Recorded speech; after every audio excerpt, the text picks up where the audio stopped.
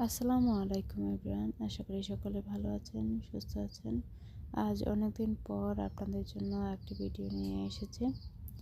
ভিডিওটি যখন ছাড়বো তখন অবশ্যই 31st নাইট, অর্থাৎ 2024 সালের সর্বশেষ দিন এটি। তো যাই হোক, চলুন আপনাদের সাথে শেয়ার করি। তো অনেকদিন পর বাচ্চাদের নিয়ে দেশের বাড়িতে এসেছেন। বাচ্চাদের পরীক্ষা শেষ, সম্পূর্ণ ডিসেম্বর মাসটাই গ্রামের বাড়িতে আমার অবশ্য থাকা হয়। তো আসার পর যে বাবা পুকুরে মাছ জাল ফেলেছে, মাছ ধরবে জেলেদের দিয়ে। তো যার জন্য জেলেদের মাছ ফেলে জাল ফেললো। জাল ফেলার পরে মাছগুলো এখন এক এক করে এক জায়গায় গুছিয়ে নিয়ে তারপরে অন্য পাত্রে আলাদা আলাদা করে নেওয়া হবে, এই আর কি। তো বাচ্চারাও পাশে দাঁড়িয়ে যে মাছ কিভাবে জাল থেকে তুলে নেওয়া হয় তাই দেখছে। অবশ্য আমার শ্বশুরবাড়িতে যে যখন আমরা যাই তখনই জাল ফেলে।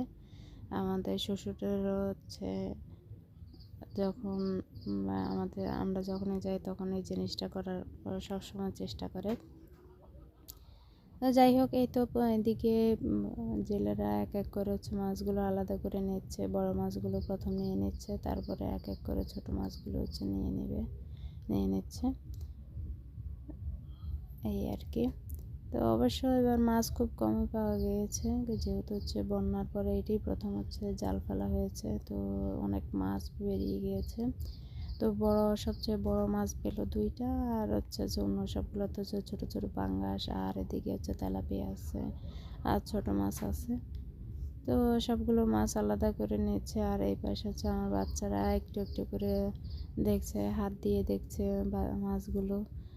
খুবই ওরা মানে আনন্দ পাচ্ছে। আর আমিও একটু অল্প অল্প করে ভিডিও করে নিচ্ছি আপনাদের সাথে শেয়ার করার জন্য, এই আর কি। তো এই তো মাছ একটু ঝাঁকা দিয়ে দেখলাম কতটুকু মাছ কি পেলো না পেলো, এই আর কি। তো সবাই ভালো থাকবেন। আল্লাহ হাফেজ, আসসালামু আলাইকুম।